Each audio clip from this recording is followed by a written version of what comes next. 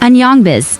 What's up everyone, welcome back to the channel where we talk about everything that's buzzing in K-pop right now. If you're a stay, or even if you're just casually following Stray Kids' journey, today's news is one of those moments that makes you stop, smile, and say, yeah, this group is really something. So let's talk about Stray Kids and their album Karma, because once again, they've proven that this era is not just successful, it's historic.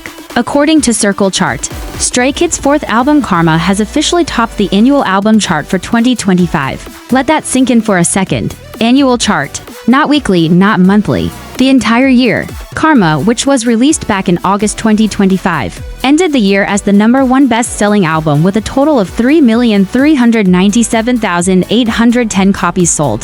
That is not a small number. That is massive even by K-pop's already crazy standards. And here's what makes this even more impressive for me personally. This isn't a one-album wonder situation. Stray Kids didn't just dominate with Karma alone. Their mini albums Xit Tape, Do It, released in November 2025, also secured the #3 spot on the same annual album chart. So they're basically competing with everyone else and still managing to block their own rankings. That kind of dominance doesn't happen by accident. Now let me be honest with you. When Karma first dropped, I remember seeing mixed reactions online. Some people immediately loved the direction, others needed time to digest it. But looking at these numbers now, it's clear that Karma had longevity. This album didn't just explode and disappear. It stayed. Fans kept buying it, supporting it, talking about it months after release. And for an album to still be moving hundreds of thousands of copies long after its debut says a lot about how deeply it connected with listeners. Circle Chart also confirmed that earlier in 2025, Karma and Do It already held the #1 and #2 positions on the annual retail album chart, which is based on cumulative offline sales. That detail matters because offline sales reflect a different kind of commitment. People physically going out of their way to buy albums. That's dedication. That's fandom power. That stays showing up again and again. And this brings me to something I really want to talk about with you all. Stray Kids' growth doesn't feel forced. It feels earned. They didn't suddenly become global overnight. This is the result of years of building their sound, their identity, and their relationship with fans. Karma feels like an album that represents confidence. It's not trying to please everyone. It's Stray Kids saying, this is who we are now, and trusting that the right people will stay with them. Clearly, millions did. Now let's move beyond charts because the achievements don't stop there. Stray Kids have officially been nominated for Best K-Pop Group of the Year at the iHeartRadio Music Awards 2026, which will be held in March at the Dolby Theater in Los Angeles. And if you're wondering why this nomination is such a big deal, here's why. iHeartRadio is one of the largest radio networks in the United States. Their awards are heavily influenced by radio play, fan engagement, and mainstream popularity in the Western market.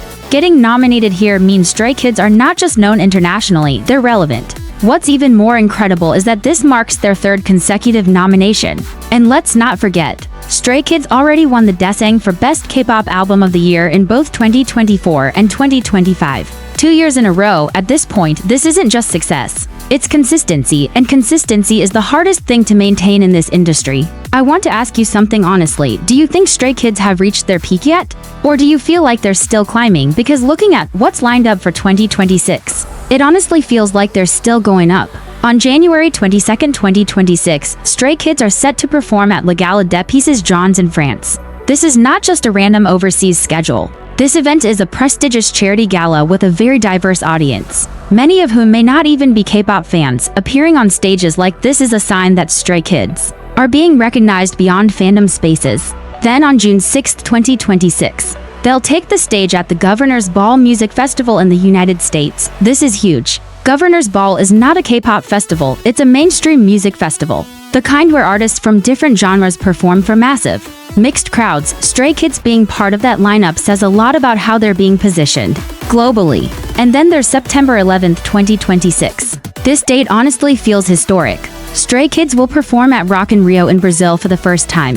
Rock in Rio is legendary. It's one of the biggest music festivals in the world, known for rock, pop, and global superstars. Seeing a K-pop group, especially Stray Kids, stepping onto that stage shows just how far the genre has expanded. But more importantly, it shows how Stray Kids' sound, energy, and performance style can translate to any audience. Now, let's talk about something fans have been waiting for. On February 4, 2026, The film Stray Kids, the Dominate Experience will be released exclusively in CGV. Concert films are always special, but this one feels different. Based on the title alone, it sounds like a statement. Dominate. That word perfectly captures the era Stray Kids are in right now. Personally, I love when groups release concert films or performance documentaries, because they allow casual listeners to understand why fans are so passionate. It's not just about music.